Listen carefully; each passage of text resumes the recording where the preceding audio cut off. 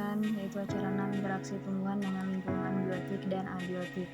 Nah, selanjutnya itu yang pertama ada bioritme, di mana tujuannya mengetahui bioritme pembungaan pada tumbuhan. Dengan cara kerjanya, amati dan rekam proses mekarnya bunga pada tanaman bunga wijaya kusuma.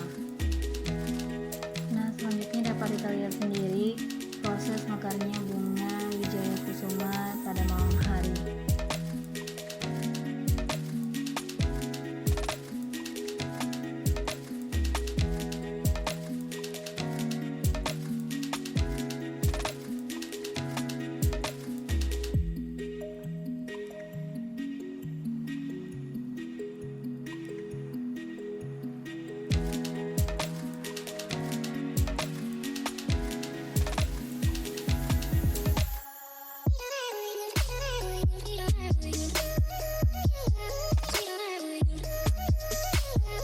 Selanjutnya pembahasan yaitu mekarnya bunga wijaya kusuma hanya terjadi pada malam hari. Hal ini sesuai dengan teori menurut Harmiatun dan kawan-kawan 2016, di mana tanaman wijaya kusuma sebagai tanaman hias karena tanaman memiliki bunga yang indah berwarna merah muda hingga putih. Keindahan bunga tanaman wijaya kusuma dinikmati karena mekarnya pada malam hari. Bunga tanaman wijaya kusuma hanya berumur 1 malam dan layu menjelang pagi hari. Nah, selanjutnya kondisi udara, kelembaban, dan cahaya menjadi faktor yang mempengaruhi mekarnya bunga wijaya kusuma. Hal ini sesuai dengan teori menurut Harmiatun dan kawan-kawan 2016, di mana proses pembungaan pada tanaman wijaya kusuma dipengaruhi oleh berbagai faktor antara lain yaitu musim, ketersediaan air, suhu, kelembapan, dan cahaya.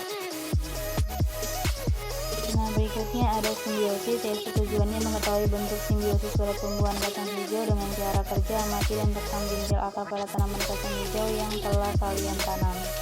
Dapat kita lihat sendiri, inilah akar dari kacang hijau dan ini adalah bintil akarnya.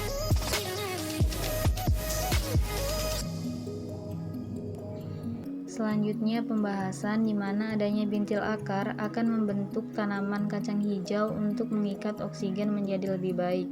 Manfaat lainnya yaitu dapat membuat tanaman subur karena terbentuknya unsur nitrogen.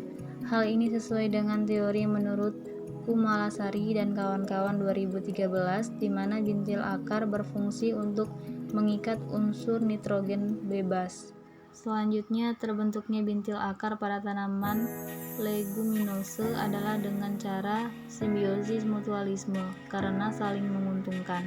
Bintil akar yang terbentuk pada tanaman kacang hijau disebabkan infeksi oleh bakteri Rhizobium sp.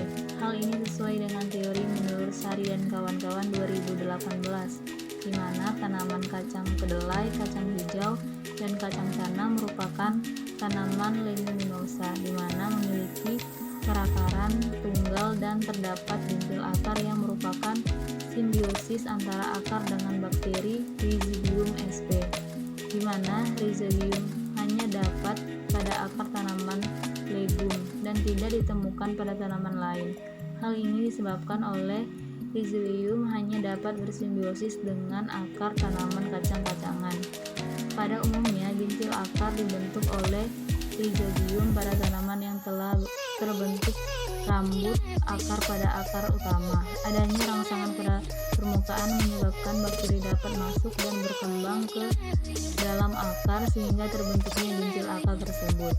Selanjutnya, bintil akar berwarna merah muda yang disebabkan oleh pigmen hemoglobin yang mengandung besi. Hal ini sesuai dengan teori menurut Sultanto 2002, di mana bintil akar yang aktif menambah Na2 mengandung protein yang disebut hemoglobin berwarna merah muda atau kecoklatan.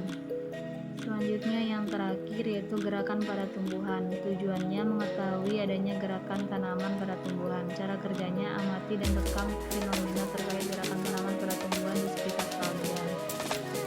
Nah, selanjutnya ini adalah gambar proses pergerakan pada tumbuhan putri malu.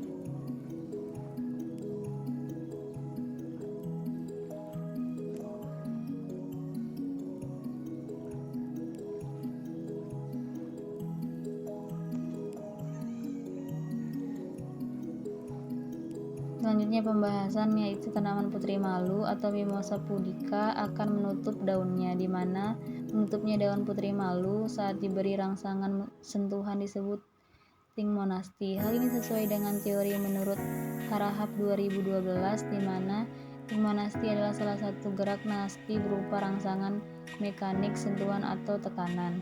Gerak ting monasti disebut juga dengan seismonasti. Gerak ting monasti atau seismonasti pada tanaman putri malu dipengaruhi oleh rangsangan berupa sentuhan. Tumbuhan putri malu memberikan respon yang sangat cepat, yaitu sekitar 0,1 detik setelah rangsangan diberikan.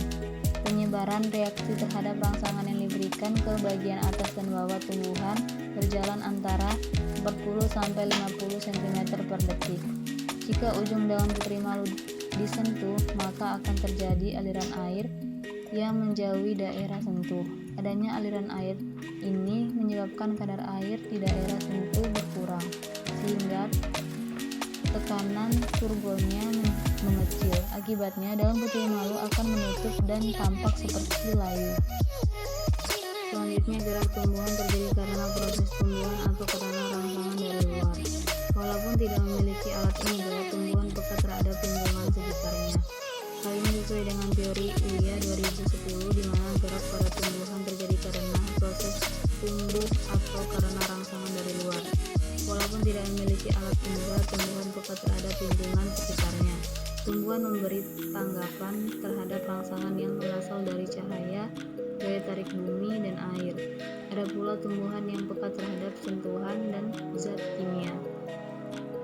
Sehingga diperoleh kesimpulan di mana yang pertama, bioritme pada tumbuhan Wijaya kusuma terjadi pada malam hari.